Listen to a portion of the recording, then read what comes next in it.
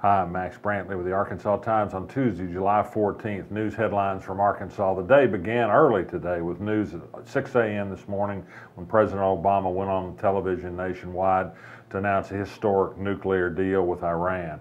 To nobody's surprise, it took, maybe 15 minutes for Tom Cotton to go on the air and talk about what a bad deal this was for the U.S. and virtually every Republican in the United States. Certainly in Arkansas was close behind with nothing but criticism of the deal. I think there's much more to be learned and studied about this. What is lacking from the Republican criticism, I think, is what exactly the alternatives were besides a deal with Iran, outside of some saber rattling that indicates some still would like to go to war at the drop of a hat.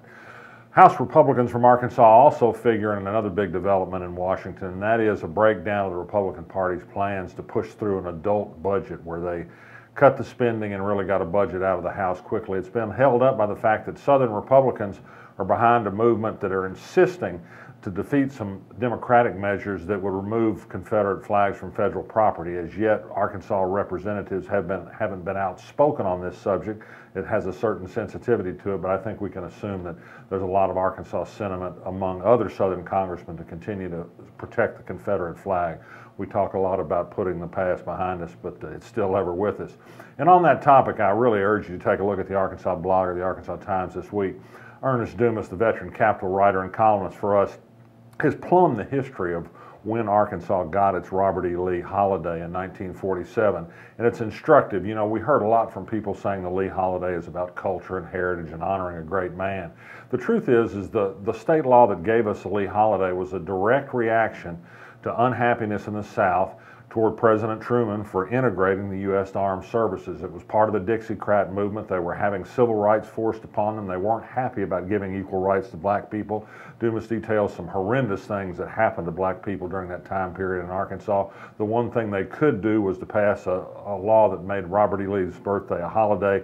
It was meant exactly as how it was taken, as a forget hell, lost cause remembrance, not so much about remembrance of a fine military leader. Dumas notes at the Arkansas Gazette of the day said that Patrick Claiborne, the Confederate general from Arkansas, would have been a better honoree given his record.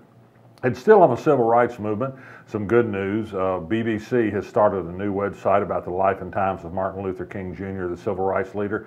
Guess who they went to compile the information for the website? None other than John Kirk, the history department chair at UALR, an expert on King and on the civil rights movement in the South.